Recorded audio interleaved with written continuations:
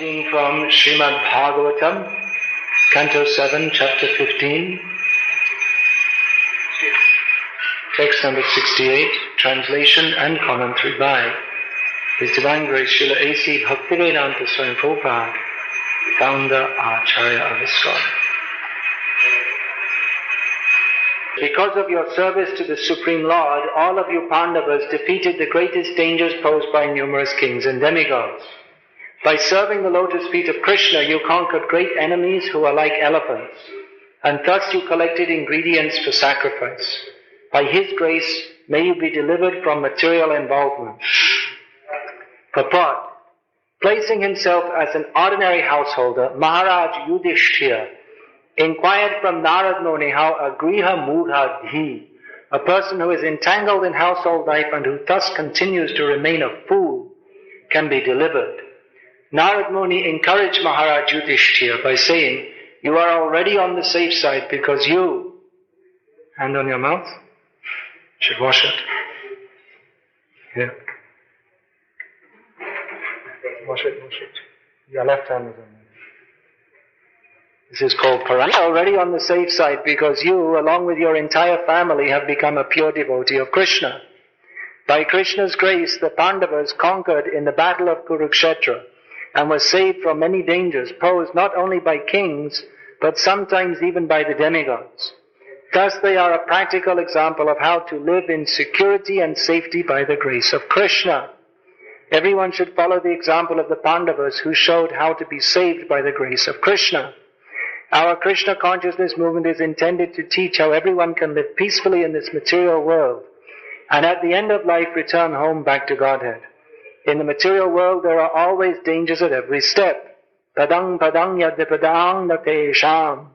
Nonetheless, if one takes shelter of Krishna without hesitation and keeps under the shelter of Krishna, he can easily cross the ocean of nescience.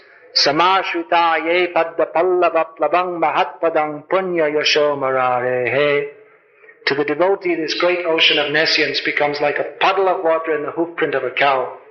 A pure devotee, without embarrassing himself by trying for elevation in so many ways, stays in the safest position as a servant of Krishna, and thus his life is eternally safe, without a doubt. Yatahi yu yang rapadeva dustyajad apadganad uttaratatmana prabhoho yatpada pankeru hasevaya bhavana har shin nirjita diggaja kratun. O King Yudhishthira, because of your service to the Supreme Lord, all of you Pandavas defeated the greatest dangers posed by numerous kings and demigods. By serving the lotus feet of Krishna, you conquered great enemies who were like elephants, and thus you collected ingredients for sacrifice. By His grace, may you be delivered from material involvement. Stop that. That's another thing Prabhupada said many times. Stop that. Lokanath Maharaj told that was the first instruction he got from Prabhupada.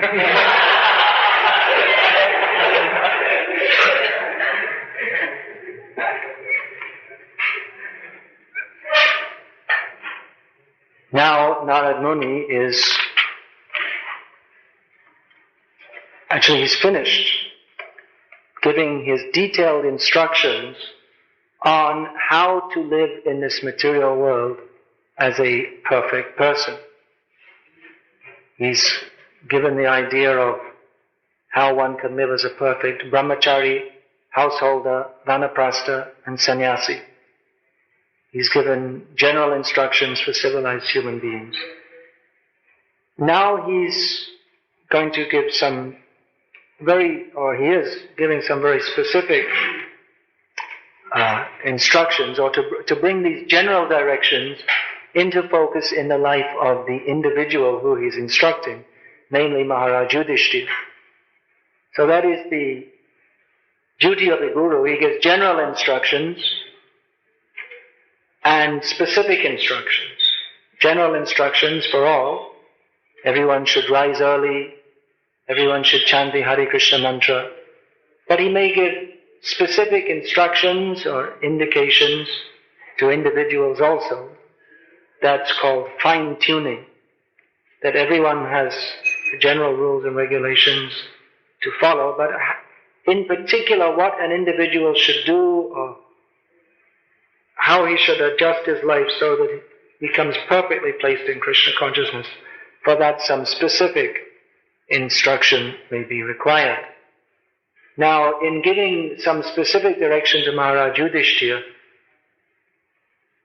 Narad Muni is in effect saying that, well, all these things I taught you because you asked me, you said, Yudhishthira Maharaj posed these questions to Narad Muni, that how can I, as Grihamudhati, as a foolish person stuck in householder consciousness, how can I attain to such a position as you, who are a great brahmachari, always traveling here and there, glorifying the Lord, whereas I'm just a householder stuck at home and engaged in politics and diplomacy and fighting and social matters and so many things. But Narad Muni, he then instructed Yudhishthira Maharaj, and when it said that the king is instructed, that means that the king's assembly is also instructed, because the king is never alone. He's with his ministers, confidants, brothers, family members. So he instructed Maharaj Yudhishthira. But at the end of it all, giving all these instructions, he's saying, actually these instructions, they're not really meant for you anyway. Because you have posed yourself as Grihamudhadi. And there may be many Grihamudhadi in your association or in your court. So for the benefit of those and for the benefit of others in future, I've given these instructions. But actually your position is extraordinary. Yudhishthira Maharaj's position is extraordinary in more than one way. In one way it's extraordinary, but what he had to go through in his life. Padam padam yad padam natesham. Everyone's life is full of dangers at every step, but Yudhishthira Maharaj's life was exceptional in as much as severe dangers at every stage of their life. It's not everyone who goes through what the Pandavas go through. That Kunti Devi summarized the major difficulties that the Pandavas have to go through. Vishan Mahagne Purushada Darshana Asat Sabhaya Vanavasa Kritshata Mridhe Mridhe Neka Maharatastrato Dronastrata Chasma Hare Virakshitaha. That even in their childhood, when they were being trained by Dronacharya, then Duryodhana, he became envious of the Pandavas and specifically of Bhima, who he could see in future that Bhima would be a great obstacle in his ambitious plans to rule the state. So he conspired to have Bhima poisoned. That was the first endeavor of the Kauravas headed by Duryodhana to kill Bhima. So even though Bhima is very powerful, the poison was so powerful that it made him unconscious. He was thrown in the water, but then where the poisonous snakes, they also bit him. So then they thought he must be finished. But actually the poisonous snakes, their poison that counteracted the poison that had been administered to him, and he came back to consciousness, much to the chagrin of Duryodhana. So the next plan was to burn them all alive. Our dear brothers, we have constructed a very nice house for you. Will you please go and live there very happily? All right. And one night we will burn it down. But that they didn't tell. But Vidur, he gave some indication. What is a weapon that destroys more thoroughly, even though it has no sharp edges like a knife? Vidur gave some indication. And Yudhishthira Maharaj very intelligently could appreciate that, and he also noticed that the house is made of lacquer, which you put a match and it's all over. It'll all burn very easily. So they prepared themselves for that and escaped. Then they're running in the forest and they had to come across a great Rakshasa, who again Bhima saved them from the Hidimba. and then married his sister, Hidimba. Kushada Darshanat. Then the worst thing, the humiliation in the Asat Sabha. What was the most humiliating part? Was it that Draupadi was insulted, or they lost their kingdom, or was it that even so many great personalities sided with the Kauravas and failed to speak out against the humiliation of Draupadi? So in all ways it was a very horrible experience. So horrible that normally if someone mistreats you, you may after some time forgive that. But that memory was burning, particularly in Bhima's heart and in Draupadi's heart for so many years, and could only be assuaged by destroying all the Kauravas. Then having to live in the forest, they are royal princes, they're used to luxury and comfort. Even they may be able to live in the forest, after all they're Kshatriyas, so they can take some difficult conditions. But the humiliation of having to wander in the forest, whereas they're supposed to be ruling over the whole world, then they had to, at the end of all this, they came out of the forest, and then they had to, Arjuna had to become like a eunuch. They had to pretend some different role. Draupadi had to be working like a maidservant. Very horrible condition for them. Then they had to face in the battle so many great warriors. Prabhupada mentioned that in comparison to Bhishma, Arjuna, the mighty Arjuna, was like a fig. So in all, they were outnumbered by the Kaurava forces, and moreover, the best fighters were actually all on the topmost fighters. That means specifically Bhishma, Drona, and also Ashwatthama. They were all on the Kaurava side. So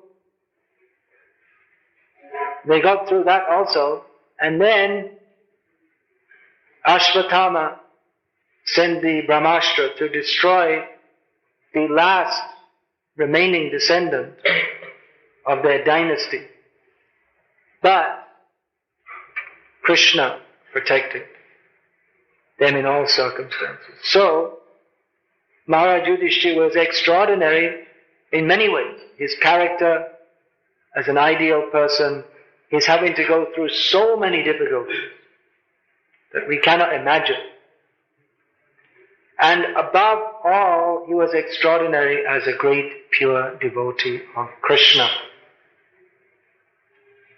Now, here Narad Muni is saying that because of your service to the Supreme Lord, because of your attitude of wholehearted surrender to the Supreme Lord, that you Pandavas defeated the greatest dangers posed by numerous kings and demigods. It wasn't only that the Pandavas were beset by difficulties from only human beings on this earth, but even they had to face different demigods and demons. Yudhishthira Maharaj, he actually was his friend Chitraratha, the Gandharva, king of the Gandharvas, who arrested Duryodhana and the Kauravas, and Bhima was very happy. Great! Wonderful! What we could have achieved only with great difficulty has come about by providence. But Yudhishthira said, no. Gandharvas are our friends, and the Kauravas are our enemies, but the Kauravas are our blood brothers. So it is an insult that the Gandharvas have arrested them. So we will fight with the Gandharvas. Similarly, Arjuna was tested by Lord Shiva. He passed that test and was awarded with various weapons by Lord Shiva. Taking those weapons and taking more weapons from Indradev, he was sent to fight against the hordes of Nivata Kavachas, great demons who even Indra and the demigods could not overcome. Arjuna overcame them. So in so many ways, the Pandavas, they had to undergo so many difficulties. But Krishna saved them in every instance. And in this way, they collected ingredients for sacrifice. Now, Narad Muni gives a benediction to Yudhishthira Maharaj. By his grace, may you conquer over the most difficult test which is yet to come to you. Yudhishthira Maharaj may be surprised. What now? We went through so many difficulties. What more difficulties will there be? It seems that we're safe now. We're situated on our throne. The enemies are destroyed. So what greater difficulty is there to come? Narad Muni gives the benediction. By his grace, may you be delivered from material involvement. The greatest test that we all have to undergo is getting free from material entanglement. This was Yudhishthira Maharaj's query, that I am Griha Murhadi. I am entangled in family life and in foolish materialistic consciousness. How can persons like myself be delivered? So Narad Muni is saying that yes, this is the real difficulty we all have to face. Otherwise, in various species of life, everyone is facing difficulty. Everyone is facing danger. Even if you see people, they like to go into the country and see, oh, everything is very peaceful. I heard that the most popular screensavers in the world are ones of different country scenes. That people are sitting in their office on the 120th story of, not the World Trade Center, maybe the, what's that other one called? Empire State Building. And all around them they can see high-rise buildings and low-rise buildings and buildings and buildings and buildings. And maybe a little strip of polluted Hudson River going past. But on their screensaver or their wallpaper of their computer, they have some beautiful country scene. That's as close as to nature as they get. So people think, yes, it's nice, we'll go in the country. Here also, people in this area come from Bombay to Pune and then they go to Mahabaleshwar and they enjoy the country scene. So they think it's very peaceful and nice and beautiful. But if you analyze actually what's going on, then nature is full of violence. That one frog is looking for some insect to eat, and a snake is looking for a frog to eat. And maybe there's a fox looking for the snake to eat. And every living being is in complete anxiety. Even the plants are fighting with each other. Sometimes they show that over a long period, over many days, they make the videotape of the creeper growing around the tree. And then they speed it up so you can see 50 days in 5 minutes. And you'll see it looks like the creeper and the tree are fighting with each other as the creeper tries to come up.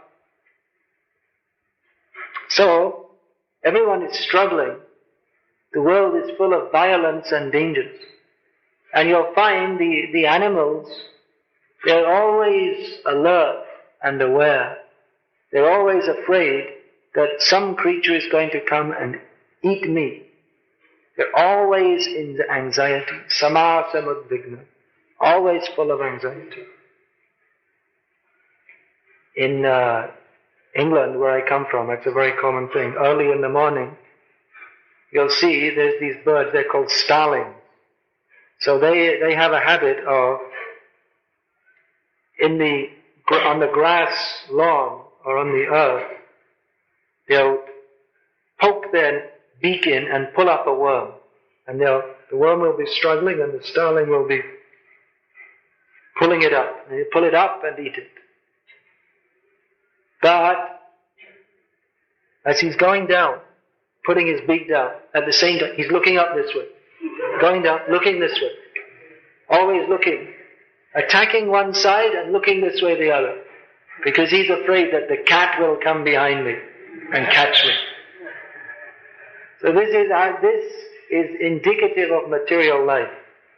That one person or living being, what it may be human body or other body, they're trying to exploit and dominate one living being. At the same time, they're afraid there's another person trying to catch me.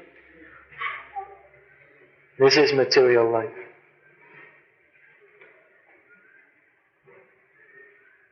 This is the greatest danger. To again and again be born in various species of life. There was one song, again going back to my Mleccha Western culture. I'd rather be a sparrow than a snail. That makes sense, doesn't it? Because the snail gets eaten by the sparrow. But then you may say, I'd rather be a cat than a sparrow. And then it goes on and on, up and up. The cat wants to be a dog wants to be a tiger wants to eat the yogi wants to be God. The yogi tells the tiger, who was previously a mouse, Punah mushika bhavo, you again become a mouse. But he himself, the yogi, he's also going to become a mouse. Because the yogi thinks, I'm going to become God. By my mystic power I can turn a tiger into a mouse. I'm as good as God. So he'll fall back into the cycle of birth and death, and at some point he'll become a mouse and get eaten by a cat also. This is material life. Therefore, Narad Muni is giving the benediction that may Lord Krishna free you from material entanglement. This is the greatest benediction. And this is the greatest danger, to be entangled in material life. One may think, well, I'm very safe, I'm very comfortable, nothing can go wrong. But no, you have to die, whatever situation you may be in. There was one multi-billionaire, what was his name? Howard Hughes or something? Hugh Hefner? No, Howard Hughes, I think. Sorry. I wouldn't win that, what's that called? Crorepati Kaun Banega or whatever it's called. I'd be a failure in that, that's for sure. So, he thought that, well, you can only die if some germs attack you, then you'll get a disease.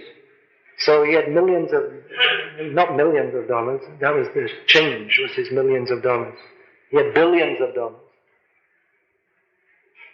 So he devised a system where he lived in a house which was it was all air conditioned and completely antiseptic. He had people going around antisepticizing everything all the time, and the air which was circulated was all filtered and purified, and anyway, he lived alone, he didn't live with anyone, but he had his servants and they always had to put on gloves. And every time they touched something, they had to change their gloves, and this way he thought, I'll be free from germs, and then I'll live. But he didn't, he died. It was predictable. So he was thinking, I'll make a completely safe situation for myself. But there's no safe situation. Who thought on September the 11th, that great day in history, that in the World Trade Center, that you'd be sitting, doing your work early in the morning, and an airplane would come in through the window. No one expected. I heard a story, someone told me that on the lower floors, what happened, there was some office run by a South Indian. And they heard some sound. And they heard some people screaming a little bit and saw some smoke. And they thought, well, this is World Trade Center. The fire brigade must have been called. So, back to work, boys. So they all went back to work, and then the next minute the whole thing collapsed on their heads and killed them all. Because he was thinking, I'm safe. Something happened up there, but I'm down here.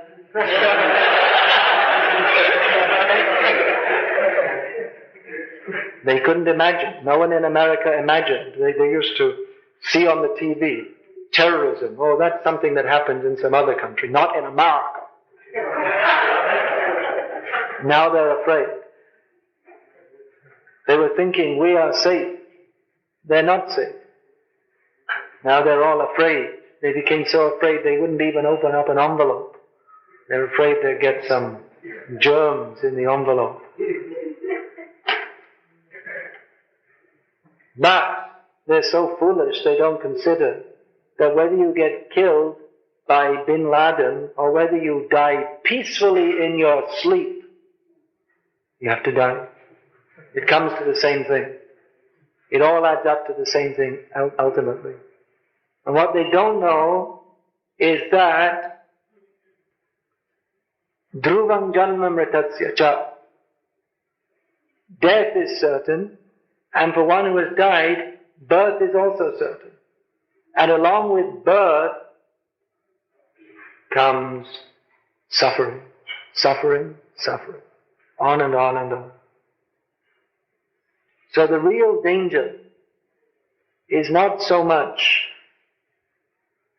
external dangers, but the real danger is that if we're not Krishna conscious, then we have to be born and suffer again and again and again. So, Narad Muni is benedicting Yudhishthira Maharaj that may Krishna deliver you from material involvement. That you were poisoned, they attempted to burn you to death, that the Rakshasas tried to kill you and eat you. In so many ways you had to suffer so many dangers. That is not actually the most dangerous thing. The most dangerous thing is not to be Krishna conscious, is to forget Krishna. And Narad Muni is giving the benediction to Yudhishthira Maharaj. Of course, it's understood that Yudhishthira Maharaj is an eternally perfect person. Nevertheless, Narad Muni several times had the opportunity to act as the guru of devotees who are perfect or almost perfect, highly advanced personalities. Narad Muni is the guru even of Vyasadeva. Even Vyas became despondent and required to be instructed. So who could instruct Vyasadeva, who is the incarnation of God, another incarnation of God? Narad Muni, Shakti Aveshavata, with Bhakti Shakti, the power to infuse devotional service into another. So Narad Muni is the guru of many great personalities. Here he's acting as the guru of Yudhishthira. Not exactly by initiation. The Pandavas, they had their family priest, Dhumya. But Narad Muni is clearly the more important guru in the lives of the Pandavas, because he gives information of the highest truth. Yudhishthira Maharaj is known as Dharmaraj, a very strict follower of Dharma. And undoubtedly his family guru gave instructions in how to follow all the rules and regulations of Dharma, which Yudhishthira Maharaj was most careful in following, assiduous in following. But actually, what is the purpose of all this Dharma? What does it all lead to? That Narad Muni instructed Yudhishthira Maharaj. Here in this verse, Narad Muni is saying that you conquered great enemies and thus you were able to collect ingredients of sacrifice. Yudhishthira Maharaj explained that actually, why are we entering into this war with the Kauravas? What is the purpose? Why don't we just be content with what we've got, even if it's nothing? He explained that as Kshatriyas, our duty is to perform sacrifices and give charity. So for that we require some income, we require money. The Kshatriya cannot be a beggar, he cannot be a poor man. So we cannot execute our dharma unless we are properly situated as Kshatriyas. We have to have jurisdiction, we have to be kings. We have to have jurisdiction over at least some land. Land, sarvakama dughamahi. The land gives all desirable things. So Yudhishthira Maharaj was very much insistent that we have to perform our dharma, and if we are obstructed in performing our dharma by those who are adharmic, then we will invoke our rights according to dharma as Kshatriyas of fighting according to religious principles. So Yudhishthira Maharaj was an assiduous follower of dharma. But exactly for what purpose dharma should be executed, Narad Muni is giving clear instructions. Of course, Krishna also instructed Arjuna in the same purpose, that all dharmas are ultimately to be relinquished, to come to the state of the highest dharma, which is simply to surrender to Krishna. So it's quite astonishing that Narad Muni, after describing not all the details, actually it's only an overview. There are many, many, many details of how to execute the way of life in different orders, either as brahmachari, grihastha, vanaprastha, sannyasi, shudra, vaishya, kshatriya, brahmana. There are many, many, many different rules and regulations to be followed. So Narad Muni gave an overview of those to Yudhishthira Maharaj.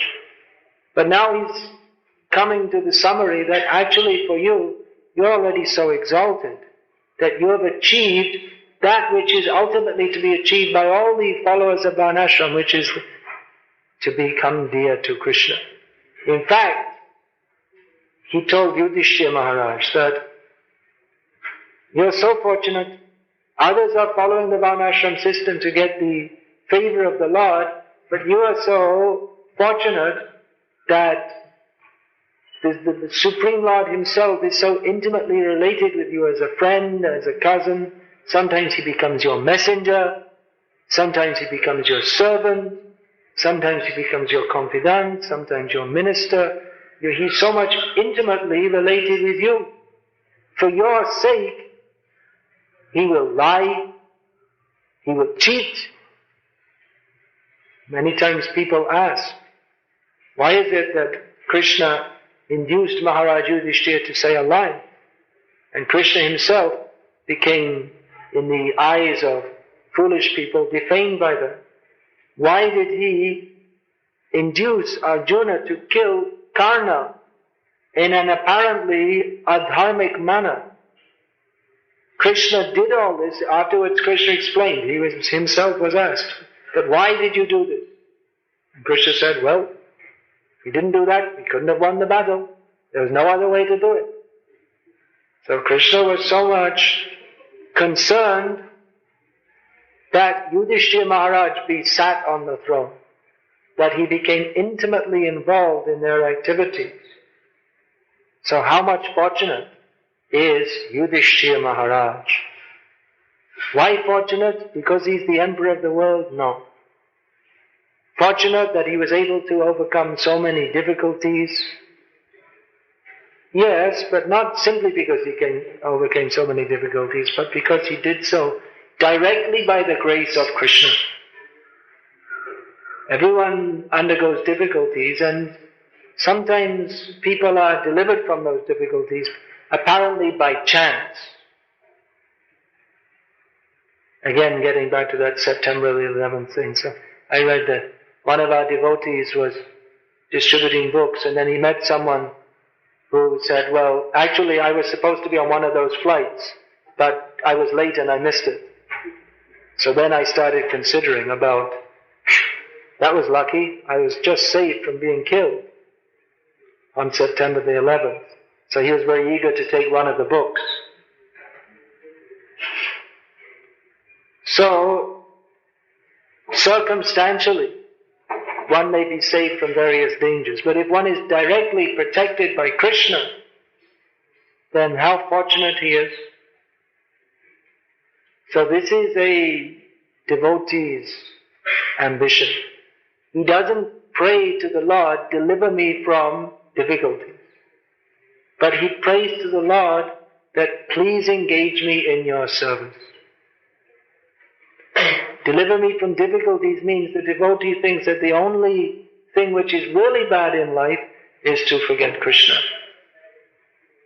Otherwise, whatever else may happen, let me suffer that. Tatenu kampansu samikshamano bhunjana evatma kitam vipakam vidvagva pube vidadhastamaste.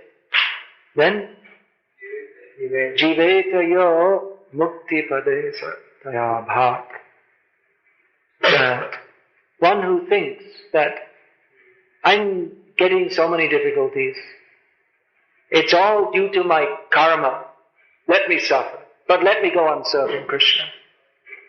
Then Krishna, at whose feet Mukti Devi sits, delivers such a person. He is thinking, this is my karma, I have to suffer like this. But by his thinking like that, and going on serving Krishna, then even if there is any residual karma that he's suffering from, because he has the attitude only to surrender to Krishna, then Krishna certainly gives him liberation and more. Krishna gives him the opportunity to serve him eternally. So this is the good fortune of Yudhishthira Maharaj. He may have appeared to be unfortunate. What an unfortunate life from the very beginning. You see, you lose your father, and then your cousin brothers, they're simply your enemies, and they make so many difficulties for you in so many ways. Very unfortunate. But Yudhishthira Maharaj is very, very fortunate, because Krishna took personal interest in him. So actually, a devotee, he doesn't so much try to avoid difficulties as to accept difficulties in Krishna's service. And if a devotee, if he gladly accepts difficulties in Krishna's service, then Krishna certainly saves him from the difficulty of repeated birth and death.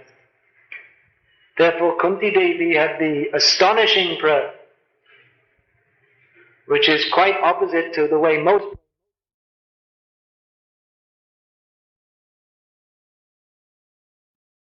difficult. Vipada samtuta shashvat tatra tatra jagat guru. What is that? Tavato darshanam yatsyat apuna bhavadarshanam. May there be more difficult.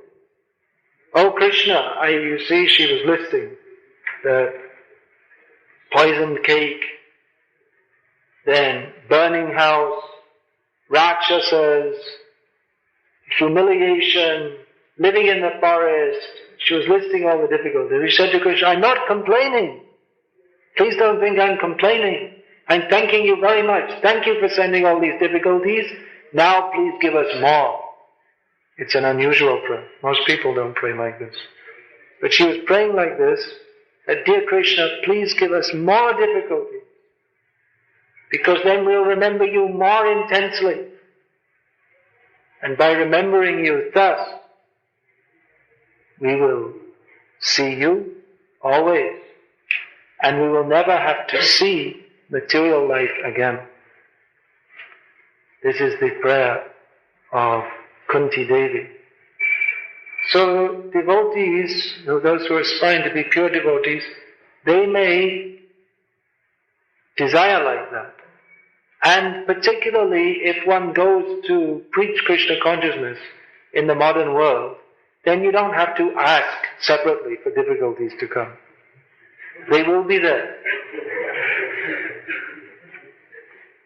We are moving in a society of people who have human bodies but whose mental characteristics is more like that of poisonous snakes, crocodiles, and other envious creatures. Those who go out to preach, they are very much aware of this. So, going to preach means there will be so many difficulties. So many people will try to obstruct in so many ways. So, if one is actually to preach Krishna consciousness, he cannot do so simply by outwitting another person or by learning many different things. You can actually do so by fully taking shelter of Krishna and of Guru and Krishna and praying for their mercy. Even Prabhupada himself was doing that. When Prabhupada landed in America, he prayed to Krishna that, I don't know why you brought me to this horrible place. So many people are going from India to America and they're thinking, how wonderful. I came to America. But Prabhupada, when he first saw America, he described it, Ugrasthan, this horrible place. I don't know why you have brought me to this horrible place. But I suppose that you must have some business in doing so. You must have some reason. So you brought me here. So I'm only your puppet. You are the puppeteer. So you make me dance as you like.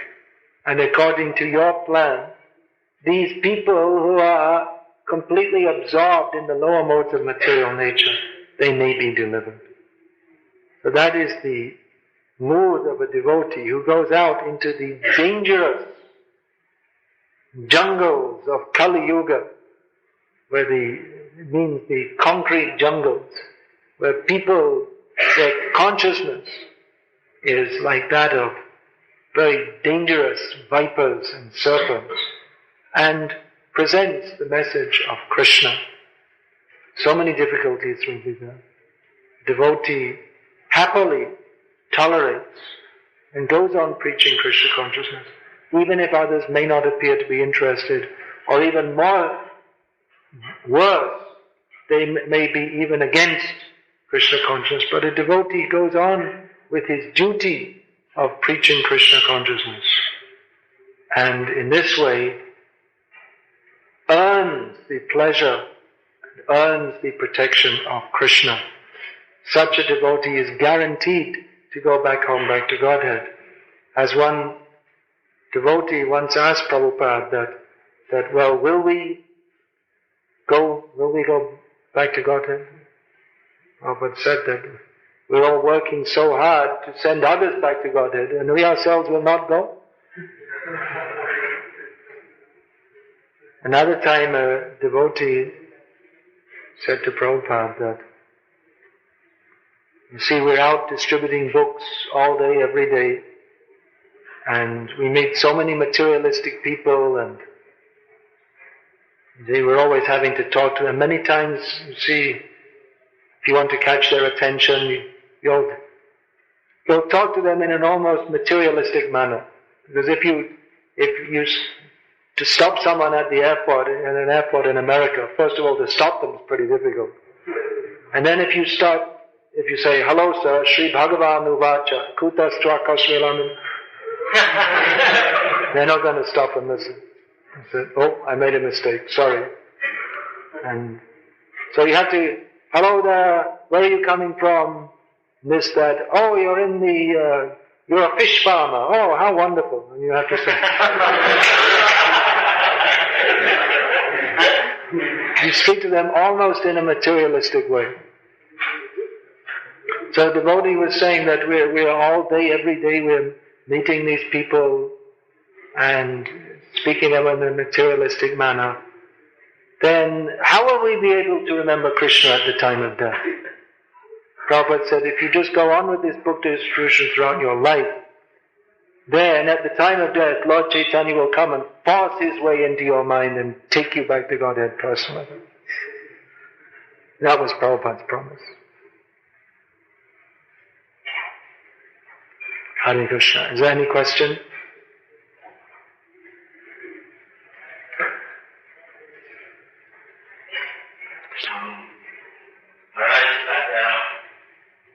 Your class this morning, we had number 5. This also reminded me of Saraswati Maharaj, who was with his dad, so he's on 15th class. I don't know if we could class, but I don't think it's just thank you for your points you mentioned, which anyone who really wants to be Krishna conscious, even this rules and regulations, it's like, we are in a body town, but at the same time, it's as good as the head. So I'm very much grateful because I learned a lot, from these class, and also that as added to Thank you very much. In the translation, it's mentioned that demigods also pose some problems for the Pandavas, but we haven't heard. I mentioned in the class, Shiva. And this is Wasn't a problem? It wasn't a problem?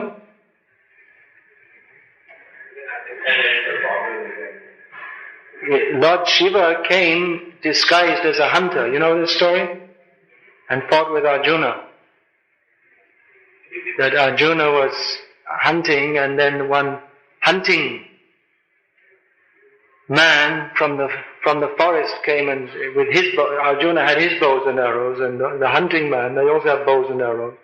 He said, no, this is mine. I killed this animal. Arjuna said, no, I killed it. Arjuna wanted to take for the sacrifice.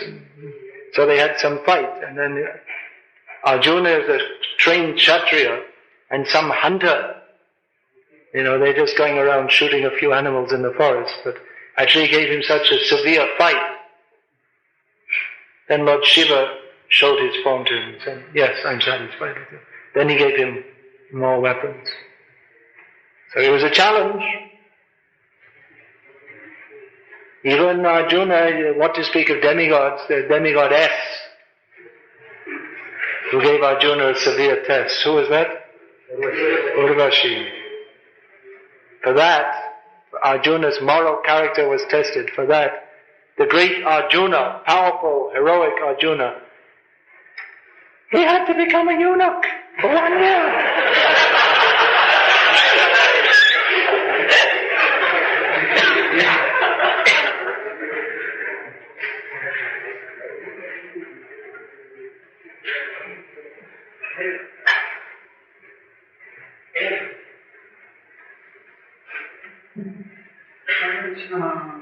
Until I am praying that the difficulties come in my life, so that I will take shelter of you.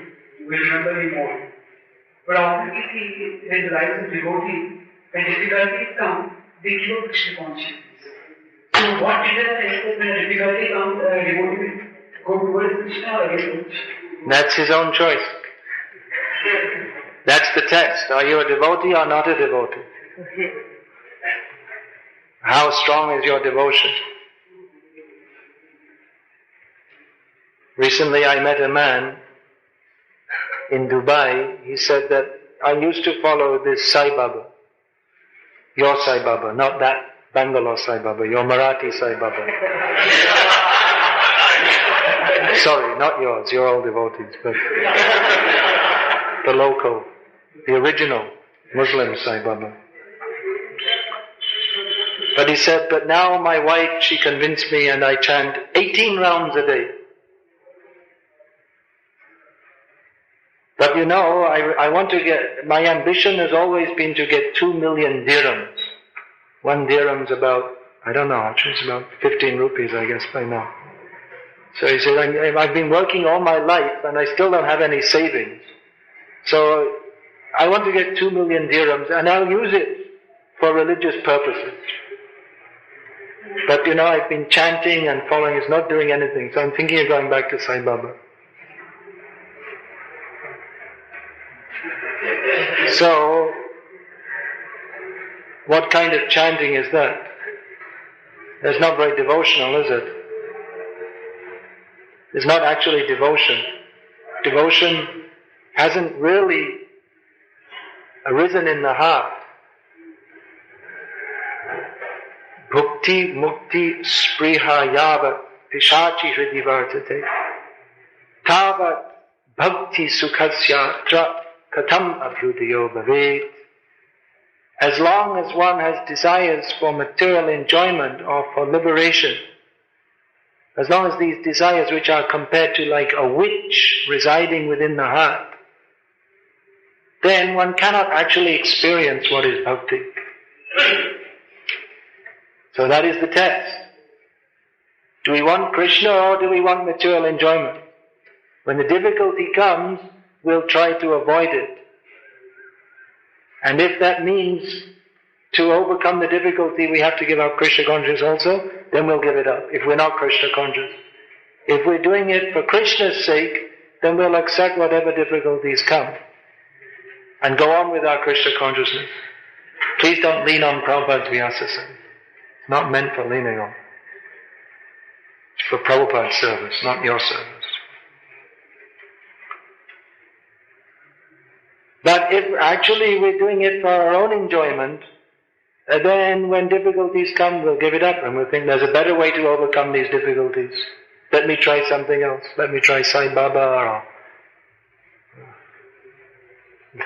let me try, I'll become a member of the Congress party, or actually in this part of the world, the Shiv Sena is the best, right? If you have any difficulty, if you're a member of the Shiv Sena, they'll help you out. Of course, with all due respect to Al Thackeray, he can't save you from birth and death. So better to take shelter of Krishna.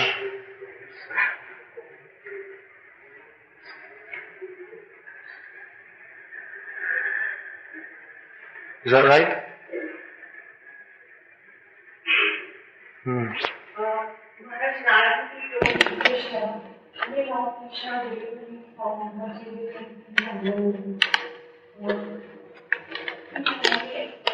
because this unity or because we always hear. Sri Maharaj is a pure devotee. Yes, and we always. So how is it that Narad Muni is saying he will be delivered from material entanglement? Is that the question? Yes, Maharaj, and we cannot approach Krishna directly. We always need a bona fide spiritual master to approach for us. So? So I just want to know the exact situation. You want to know the exact situation. That we may not be able to know exactly in all the details. Because it's a question of love. And love is not completely definable. And it's always changing also. Ahariva gater premna. Prem or love, its movements are not straightforward. It's like a snake. You see, a snake goes like this. So exactly we may not be able to understand. But this much we can understand, that even pure devotees, when they come to this material world, they may often appear to be as if entangled in material life. And it may appear as if they are subject to material conditions. It may appear so. But ultimately they are fully protected by Krishna. Prabhupada gave the example that, not only Prabhupada, it's a traditional example, we heard it from Prabhupada, that a cat carries her kitten in its mouth. And the cat also catches the mouse in its mouth. So both are in the mouth of the same cat. But the kitten is thinking, very nice, my mother is protecting me. And the mouse is thinking, I should have written a will.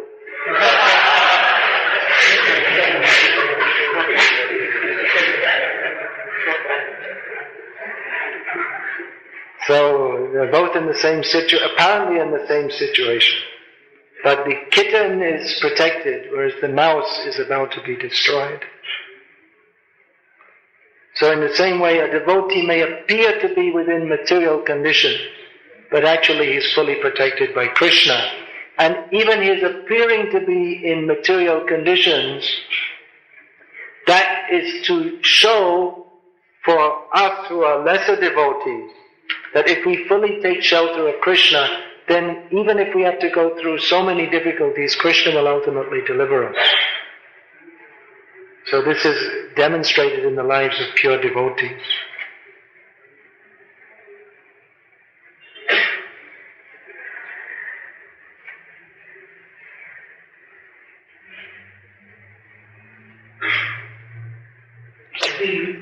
To explain that if a person is not thinking for himself, then he will be enacting a drama for someone else.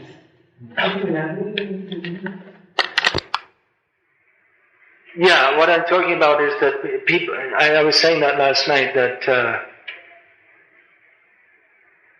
how do we shape our behavior and the way we interact with others? How does a child learn how to walk and talk and different gestures? Just like last night I was saying also, in Indian culture to go like this, it means signifying agreement. Whereas in the West, at least where I come from, this means a negative. So how do we learn all these things? We learn from childhood, according to the culture that we're brought up in. And we have role models. In the beginning, our parents, and then in traditional Indian culture, the parents, the elders in the family, and then the young children, the young boys especially look up to the eldest son. So the children have to be trained, and then the children will be brought up being told, the girls will be brought up being told stories of Sita Devi, Kunti Devi, and great chaste women. And in this way, they learn how to behave and how to act. And the Vedic culture brings us up to behave and act this sadharan dharma that is in varnashram dharma, that brings us as close to our original dharma, Jaiva dharma, Krishna consciousness, that brings us as close to that as is possible according to the mentality that we have acquired according to our past activities. Whereas in modern life, people, they learn, everyone has to learn how to behave, but there's no set standard of how to behave. And mostly people in the modern age pick it up from TV. How you talk, all slang, and how you act. Just like recently in India, until very recently, it was considered absolutely taboo for young unmarried girls and boys to even talk to each other. But now it's very common, they'll walk with their arms around each other.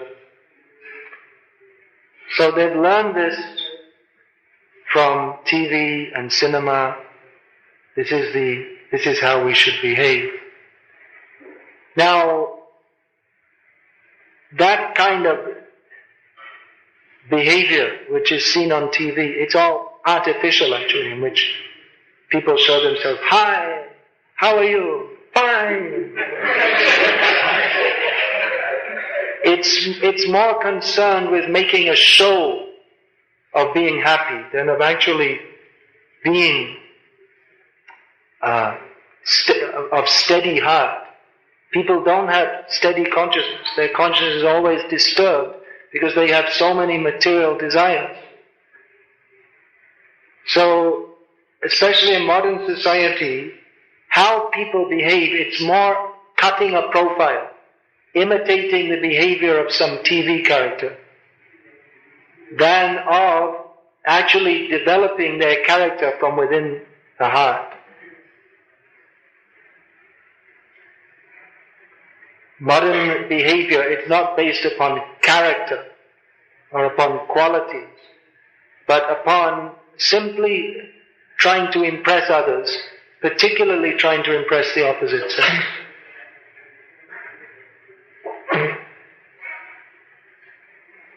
Artificial behavior.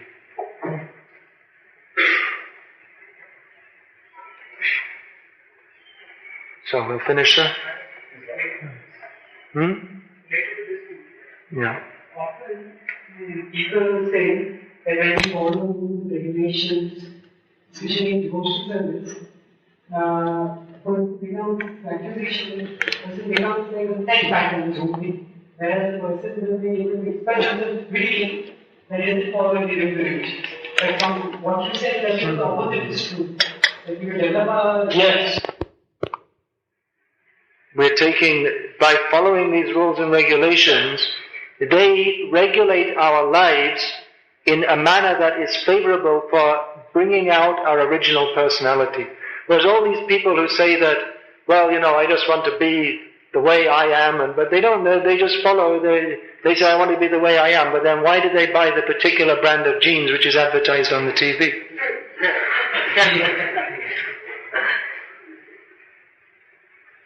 This is the whole bluff of modern life. Be yourself. You'll see advertisements. Our brand, what is it, Raymond's or something. Raymond Suiting, helping you, makes you the man you are, or something like this. But they're selling you the cloth and telling you that by doing this, by buying our cloth, you will express yourself. It's a bluff. Anyone who's got any slight intelligence can see through this.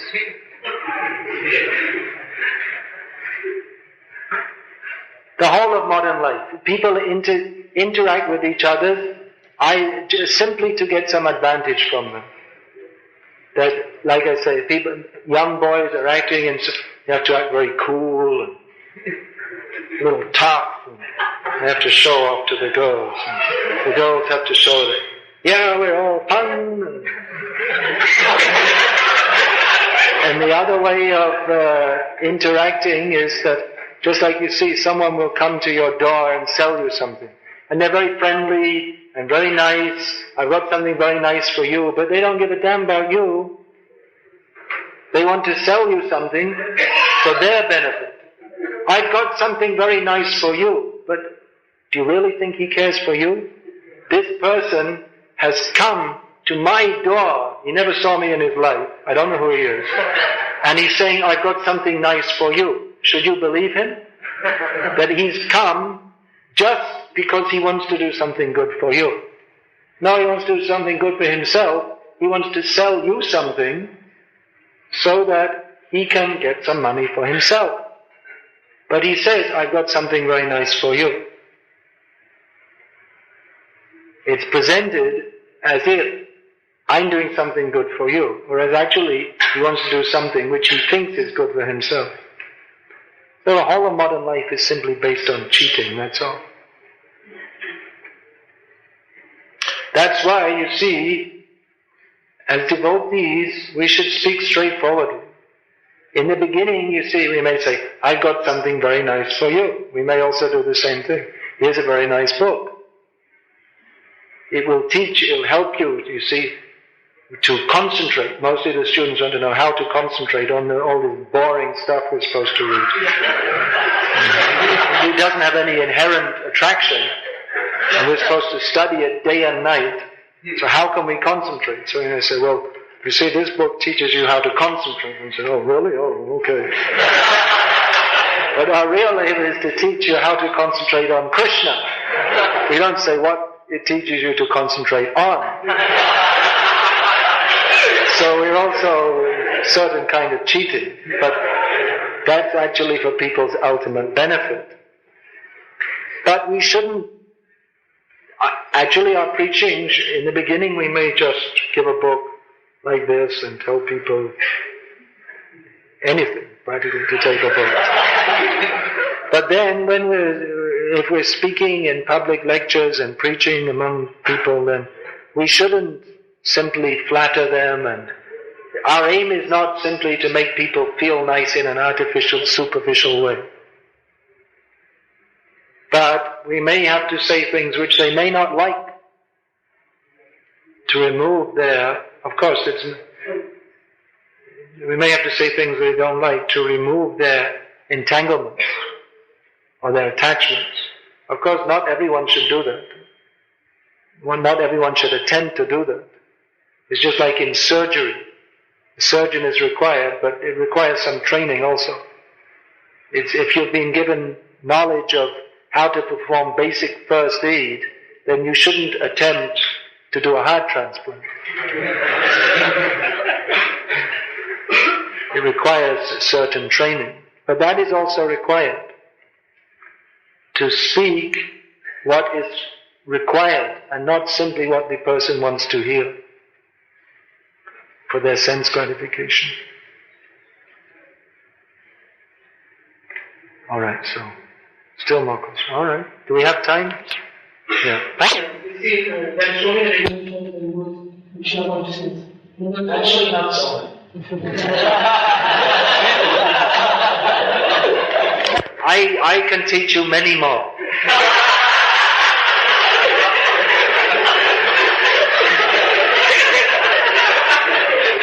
I'm writing a book. When you get it, you'll faint. It's going to be about this big, and it's all the things about Krishna consciousness that you didn't know. Many things. So you think there's many, but there are many more to come.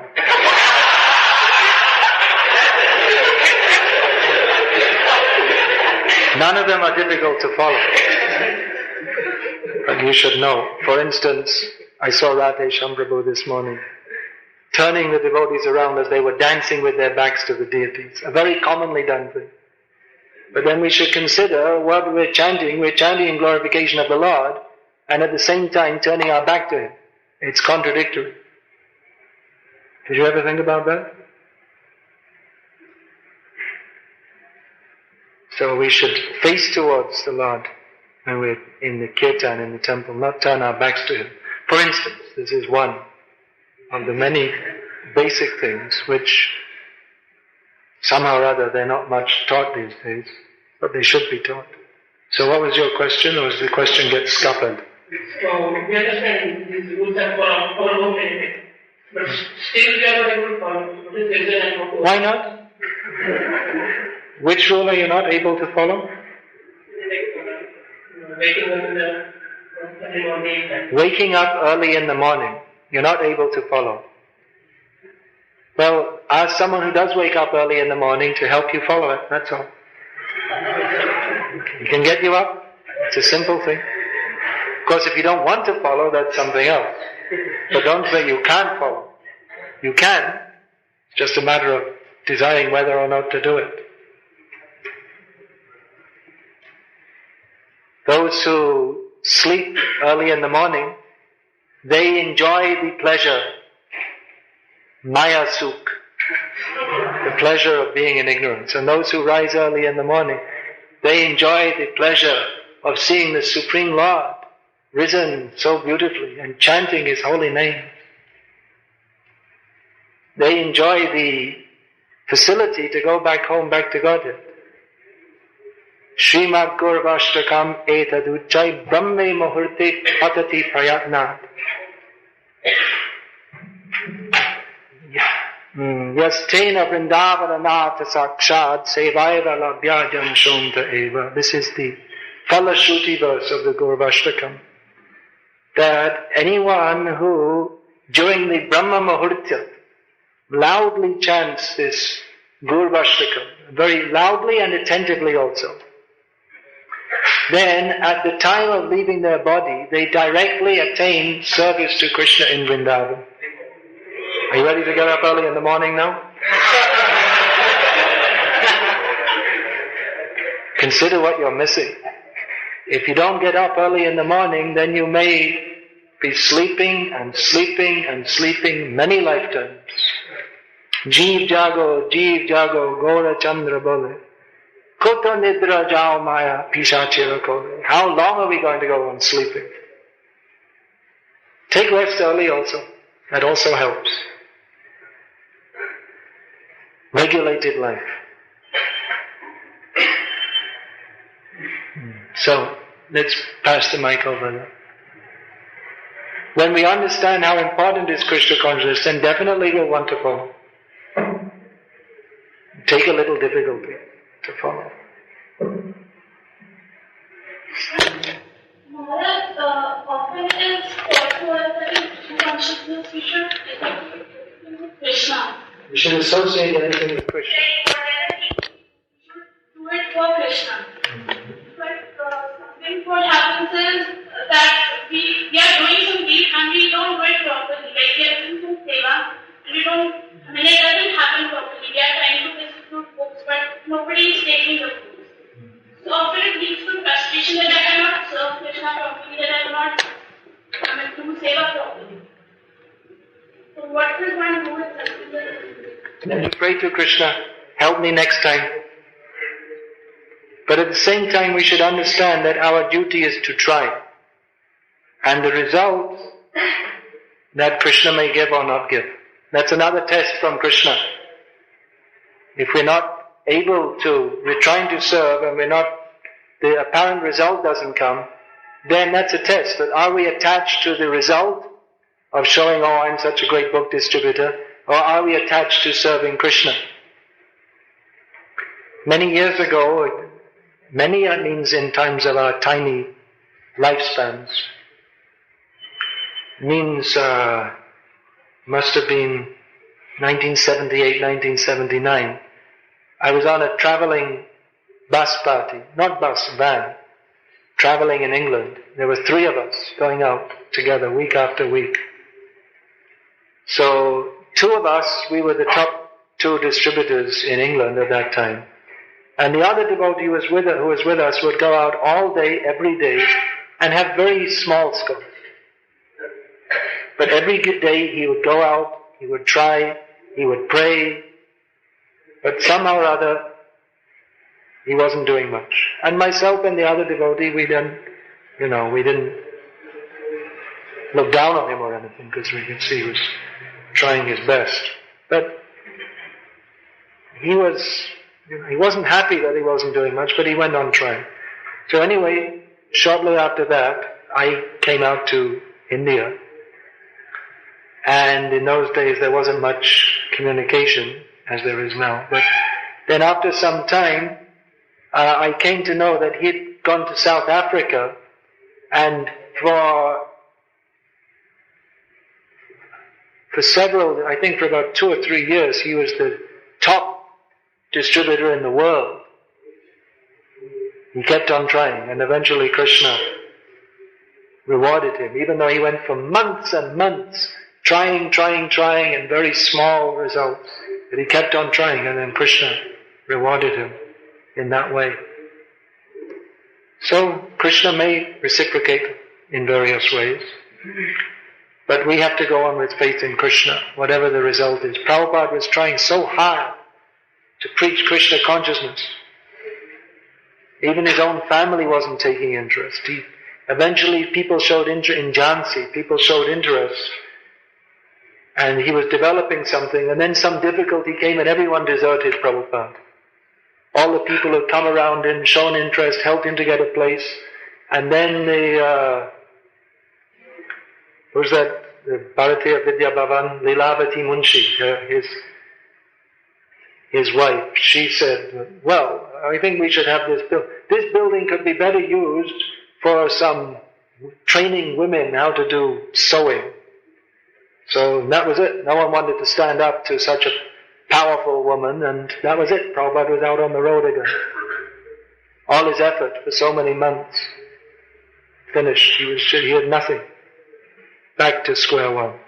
And he went on preaching, and then he tried in different missions of his god brothers, and came to nothing, and he eventually went to America, and that also, he went through so many difficulties, and he kept on trying, and eventually the Krishna conscious movement developed, and even then there were so many difficulties. There are so many things, which all of them they're not even mentioned in the Lilamrita, because some of them are so shocking that Satsrup Maharaj didn't put, but sometimes the way Prabhupada's own disciples treated him is so shocking that it's not put in the Lilamrita. Prabhupada went on.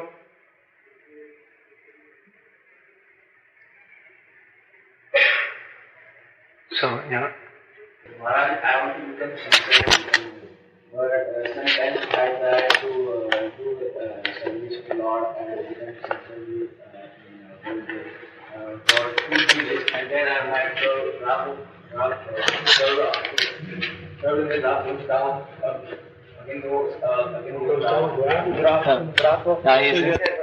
The sincerity graph. How do you measure it?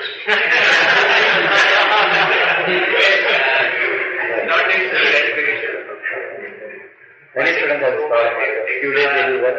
Yeah. And again they go down. Again they pick up. So how do you control?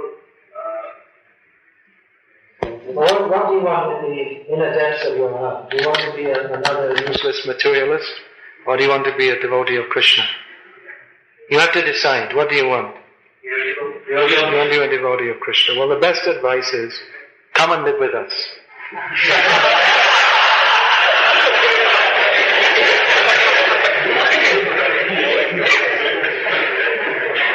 That's the same answer Prabhupada gave to a person who said the same thing. Prabhupada said, come and live with us. Prabhupada gave the example. He said, just like if you're at home, then you have to wake up early in the morning. There's no one to help you. But here, if you don't get up in the morning, there's no one to help you.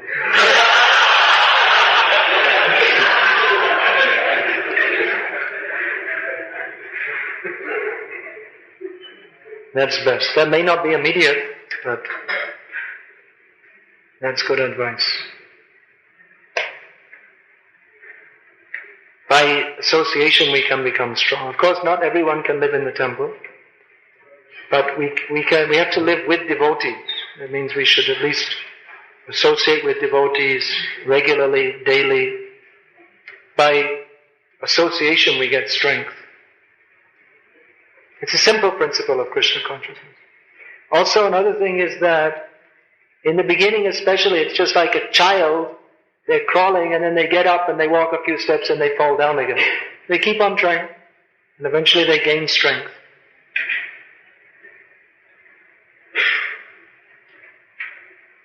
So keep on trying.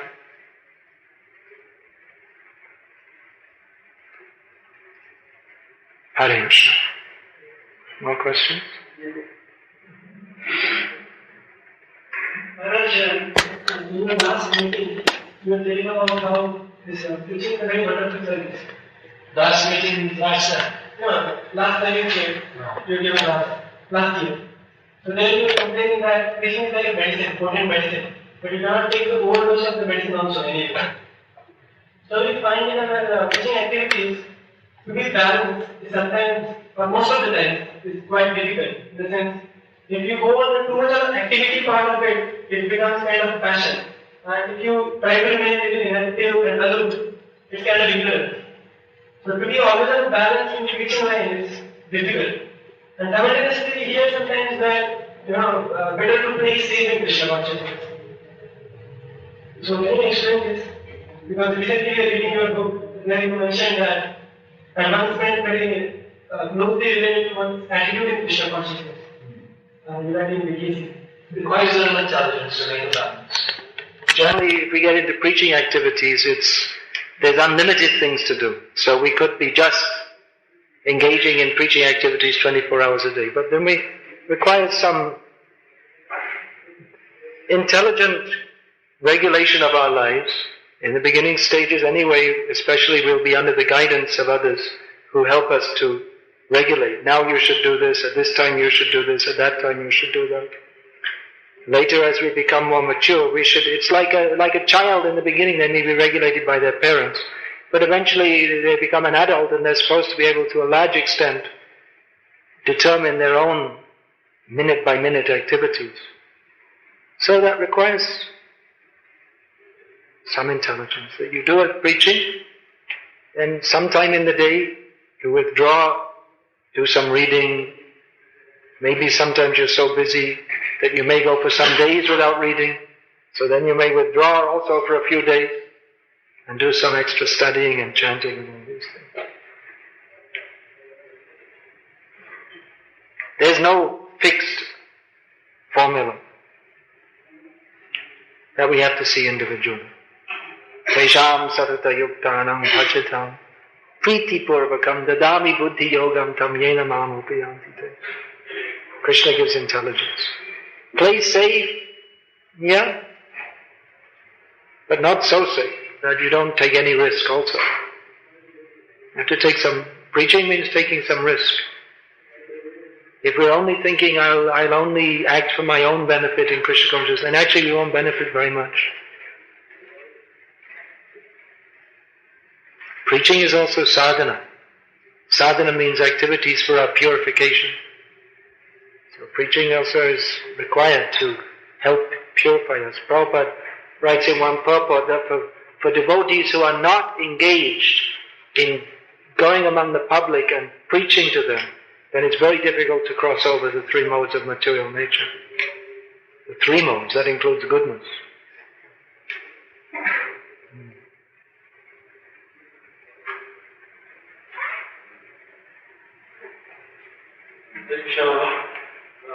Yesterday I was feeling that the confused pleasure is very tiny and flickering. It's very temporary. Sometimes when I'm trying to do preaching, we talk about spiritual pleasure, yes, and giving any kind of pleasure. So when you preach, sometimes we say we all spiritual pleasure is chanting, dancing, and feasting. So sometimes we ask that, okay, that's also very temporary, because after chanting, dancing, again, you have material life. So, and feasting also very temporary. And amount of time also very temporary. So how do we feel that okay, that's it, and then it goes and No, chanting and dancing are eternal activities. That means you may chant and dance and then the next morning you have to do some material, you may have to do a job or whatever, but that's training to enter the eternal dance of Krishna in the spiritual world.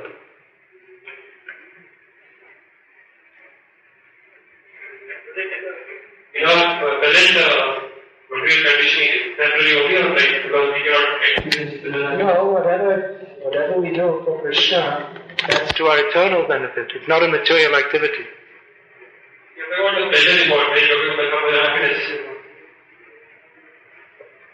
Is the pleasure temporary? Well, as long as we're materially affected, we may flip-flop between one and the other. But as we become more and more fixed in Krishna consciousness, then it's simply going from one Krishna conscious activity to another, that's all. Krishna consciousness is not a material activity.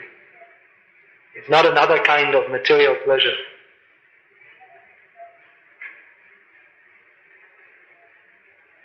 Was that in the Prabhupada played with Jalgunda, that they were saying that by your will, you can see that in entangled Maya, and by your will alone, they will liberate.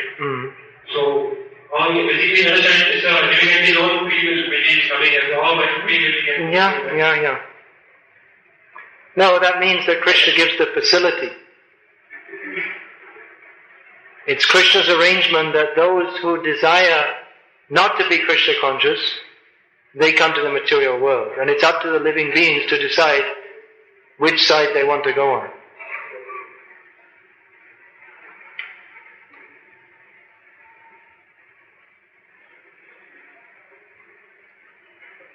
Yeah, more questions? Okay. Hare Krishna. We should cut out at some point because they have to take prasadam. And there's supposed to be another class. I mean, I don't mind. I think. You have a question? Who else had a question? Because you already asked one. Anyone else who didn't ask a question who wanted to ask one? Yeah, all right, pass the mic over there.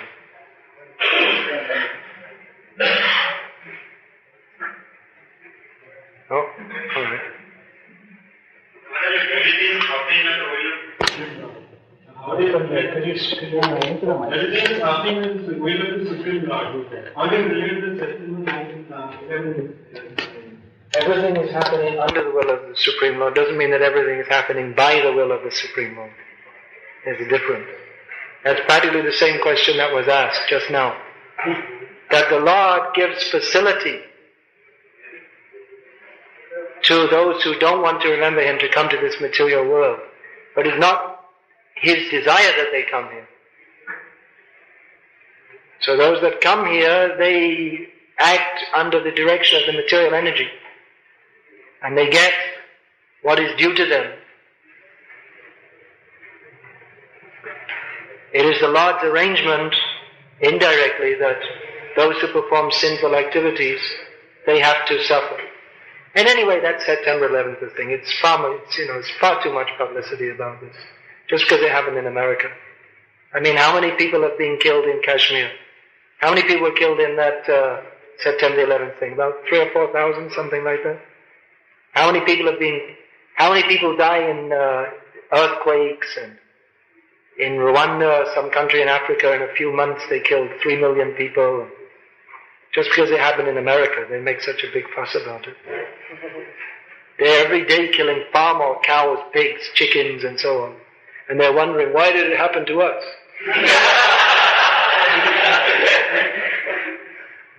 I'm surprised, why didn't it happen before? And in a much bigger scale. And actually Prabhupada gave the answer, because people in America are taking our books, Prabhupada said. They're getting a good result from that. Otherwise America should have, all those nuclear bombs the Russians made, they should have been doing their job, but it's only because the people in America are taking Prabhupada's books.